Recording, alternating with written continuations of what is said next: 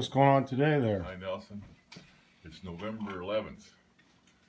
It's Remembrance Day. Remembrance Day in Canada and Veterans Day in the United States. I got my... Grandpa, you're in the TV show. Yeah, this is a TV show, yeah. Oh, sorry. Wrong button. Oh my gosh. Really? Oh my gosh, really? Yeah, really? Sorry, President Trump. But there's another button that goes along with that. Can you see it? Well, you've got those gloves that everyone loves so much. I have those gloves that everybody loves so much. You see what that says? It's the 50th anniversary of the end of the Vietnam War. Future movie star. Me? I'm not playing. Okay, what the heck are you doing So here? you're going to drive the BMW in Remembrance Day. See? We could film You're you. gonna make me drive that BMW. Well, first time for everything. If I can drive that old Kenworth, I should be able to drive a BMW. I think you should be. Yeah, I'm pretty close to that, yeah. You don't About want 100,000, anyone that's to it. get hurt. Oh, what's the matter with you? What? You don't want anyone to get hurt. To get hurt? Why would someone get hurt? Yeah. Here, you take care of that. Have more chance of getting hurt than Nelson driving it with me. I'm not driving. Yeah, and Andrew's not even near the steering wheel, so we're safe there. Right. Okay, gotta say morning prayers here. In the name of the Father, and the Son, and the Holy Spirit. Amen. Our Father, who art in heaven, hallowed be thy name. Thy kingdom come, thy will be done on earth as it is in heaven. Give us this day our daily bread, and forgive us our trespasses, as we forgive those who trespass against us. Lead us not into temptation, but deliver us from evil. For thine is the kingdom, the power, and the glory, now and forever. Amen. You're gonna watch me at the parade? This is not quite the same kind of parade as you're used to going to. Yeah, it's not the candy parade. It's not a candy parade, no. Yeah, all these soldiers come in. This parade will be with soldiers, Cub Scouts, Boy Scouts, veterans, police, firemen, all the men and women that serve the community, serve our country. Firemen before. So we remember what this parade is about. Today is about remembering all these guys and girls that died in the line of duty or in line of serving our countries.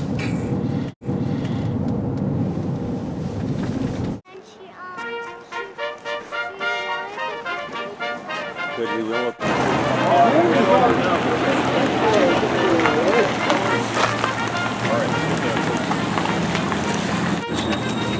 How you doing, buddy? Yeah, you too.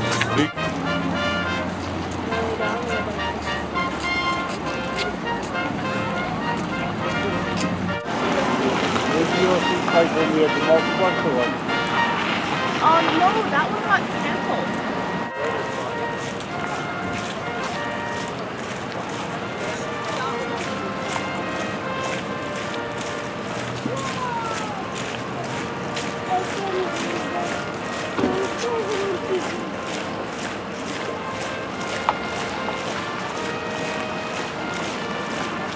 All right.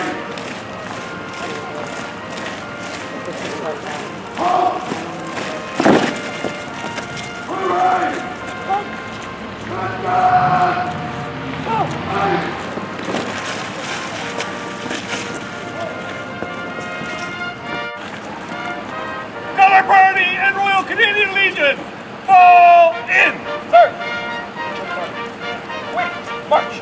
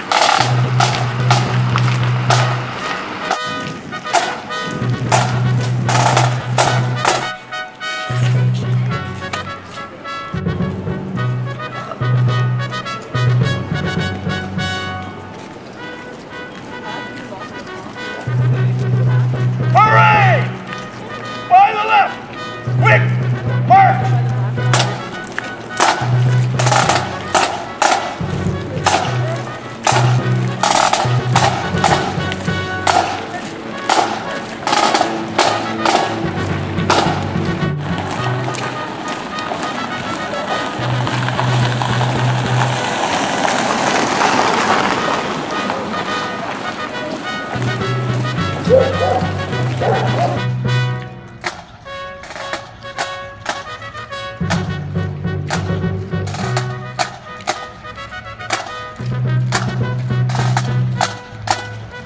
it, I can do it.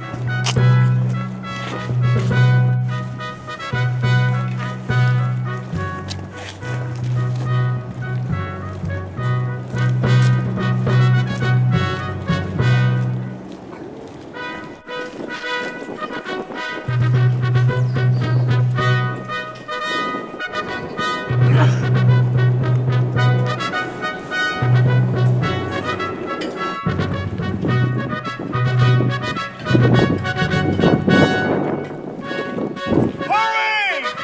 By the left! Quick! March!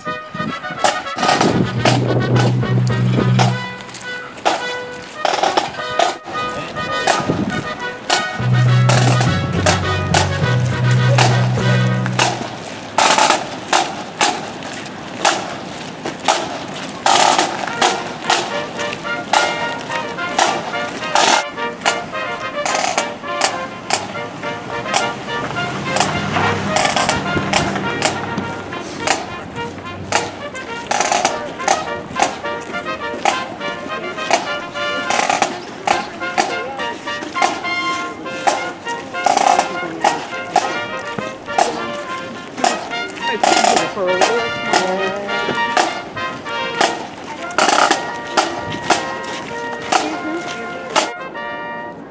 Hooray to your duties!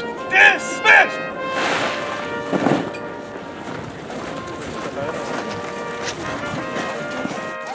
These two fine young gentlemen. This is the nicest November. Well, I can see where you're at.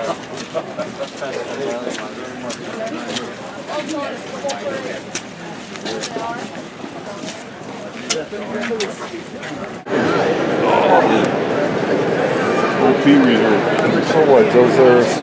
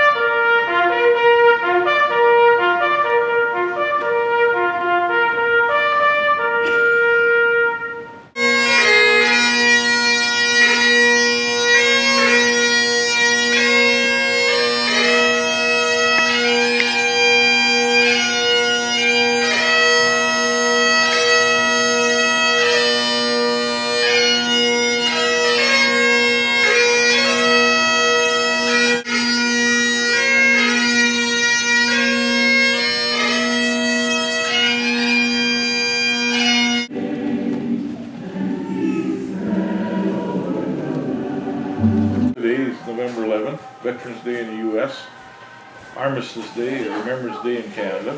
So many people in our family served. Of course, I had intentions of going to the U.S. and joining the American military to go to Vietnam because we're so anti-communist. But looking back now, thank God the war ended before I graduated. You know, my dad, he served 101st Polish Battalion paratroopers, jumped on Holland. He said his lucky number was 13. I believe, if I remember right, he jumped with 246 men and only 13 of them lived. He always said that the next bullet was mine, so he was lucky 13. And he liked the military and he stayed with it, so when the war ended, he went from being a paratrooper, he went to tanks. He commanded a tank as a sergeant in the British military in Palestine. He was in Libya, in Tripoli in 1948 when the UN made Libya country. His dad, so that's my dad, so then his dad was Frank Davigorsky, he was on an armored train in World War I. In the Second War, he was an adjutant for a general in a British general in the Africa campaign. On the other side of the family, Grandpa Marcel Pabian, he was a career military man, and he was a major in the Polish cavalry, and he was shot by firing squad in Auschwitz. My grandmother crossed enemy lines, was decorated in the 80s in Poland for crossing enemy lines in the First World War, and my mother and her and Uncle Julian were Polish underground, and even though that's not regular service, they basically dealt with the enemy through the underground. Uncle Julian, he was in 4 or 5 different militaries, ranked in 3, and plus, including the underground. He's passed away now. One of the cousins, whether second, third, whatever cousin, her name was Amelia Platter. She was one of the warrior women of Europe. Her and a couple of generals fought the Russians to a standstill in Poland. She was supposedly at the time the highest ranked woman leading men into battle in Europe and maybe in the world. She was, I understand, a controversial figure. I'm not too sure what the controversy was about. My dad made me go to Remembrance Day ceremonies as far back as I can remember, probably like 9 years old. So I'd always ask him, well, how many Germans did you kill? How many Germans did you kill, Dad? And he said, oh, he said, didn't kill any. He said, I'd put my head against the side of the foxhole and cover my head with a shovel, and I'd pray to the Blessed Virgin Mary. As a matter of fact, a German threw a hand grenade and hit the shovel, bounced off, and blew my best friend's head off right beside me. And then one year, we went to the cenotaph and then back to the Legion. I sat in the pickup for 2 or 3 hours, and he came out and was driving home. He must have had a couple extra drinks that year. He didn't drive quite as well as he usually did. And I said, how many Germans did you kill, Dad? He looked at me, glanced over, and very quietly he said, thousands and thousands. I couldn't count them. Just made the hair stand on my neck. I never asked him again. Through a lot of tough times. I think he said he'd made I think he did 30 jumps, and he said 3 jumps into action, which is, for the Second World War, that's a lot. I guess for any war, that's a lot. My dad always said, tanks, son, tanks, you gotta go in tanks. I said, no, I'm flying, I'm going to Air Force. So I was in Air Cadets for a number of years, but never did enlist, thank goodness. Dad was as a paratrooper, I guess, he said the one jump where they killed just about everybody. He says he swears they jumped on a field and there was a barn. He said, I swear the roof opened up in the barn. We came down through a hail of lead, and he says most of the guys were dead in the air. That battle that Dad jumped on, it was Market Garden or Bridge Too Far. They made a movie about it. I lived a pretty easy life compared to those boys. Uncle Julian was my mom's brother. He was kind of like the family James Bond, at least on my mother's side. He told me a couple of different stories as a partisan, as a Polish partisan or Polish underground. He said one time he drove up to a checkpoint. 2 soldiers come to the window of the vehicle he was driving and asked him for his papers. So he reached in his pocket and he pulled out a revolver. He pulled out a revolver and he went to shoot the soldier by the window, and the revolver misfired. And he says he disassembled the whole revolver, repaired it, put it all back together again, and he says by that time, he says the 2 soldiers are raising their weapons, and then he said he shot them both, basically, at very point-blank range. You can imagine, he's a young man, and he shoots these 2 other young men who were going to shoot him, but still, you could smell each other, you're that close. And, you actually took, 2 human lives, and then, now, sure, it's 40, 50 years later, but you still see their faces sometimes. Another time he was talking about his hand was bothering him, and he ended up in a situation where he was facing 3 of the enemy, and all 3 of them shot him at the same time, and he said, 1 bullet went through this finger, another bullet went through this finger, and I don't know where the 3rd bullet went, but it didn't do very much damage. But he's the same thing. He was shot, all 3 bullets hit him, but he shot all 3 of them. And he said the 3 bullets that hit him didn't do much damage. Of course, his fingers were bothering him 50, 60 years later. He had like 6 different passports, and he's like 6 foot. What was he, like 6'4", 6'6"? Yeah, he was 6'6". They said that he could swim a river like the Mackenzie when he was 6 years old. They said he was like a fish. But mind you, that's one of the things, when he was old and I go to see him, his feet always bothered him. Well, you should have seen, if I go back to England and if his girlfriend still has his shoes, I'm bringing back a pair of his shoes. You've never seen a pair of shoes. His shoes are like that. They said that saved his life one time. They, in Poland, they had the Germans, they managed to trap the partisans so that the Russians would sit on one side of the river, let the Germans kill the Polish, and then they ended up, then they'd come in after a whole bunch of the Polish, and the Germans and the Russians together, and they had the partisans trapped against the river, and they're just shooting them. And so the only way they could escape was going to the water. Of course, Julian swam very well, so he went into the water in this river, I believe in Poland, and about halfway across the river he got hit by a big caliber bullet, like a 50 caliber or something. It took him in the legs. He lost a big chunk of his muscle, but because he could swim so well, he managed to swim across. And then he ended up in a safe house, and he ended up with a Czech deserter from the Russian army. So when he became better, they went out and started causing trouble for the Russians and for the Germans. And they ended up getting caught by the Russians. So of course the Russians, back in those days, the first thing they'd do is they'd always ship you north, towards Siberia. So they shipped them north. And then Julian and his friend escaped, and they stole a Russian airplane, which I thought was interesting because I don't think he really knew how to fly. But so we got one of the old Russian biplanes, because the Russians are one of the few militaries in the Second World War that are still flying biplanes. You know, most people went to a monoplane, to a single wing, but Russians still had kind of antiquated equipment. So he stole a biplane, so him and this Czech, they started flying back towards Poland, and of course the plane ran out of fuel and they crashed in the mountains, and then then they continued, they survived, but the Czech somewhere along the way lost them, but Julian got back to Poland to fight some more. My aunt told me stories about my mother, that they were part of the Polish underground, so they said a 6-year-old child come to the door and knock on the door, and you answer the door and say, "Gestapo coming," and run away. So then her and her sister, they're very good looking women, they look like movie stars. So her and her sister are playing the piano upstairs in their flat, and they know that the piano is full of hand grenades because they're part of the underground, and they said they got a piano full of hand grenades, and they have a Jewish man sleeping in the Davenport, like in the sofa that turns into the bed.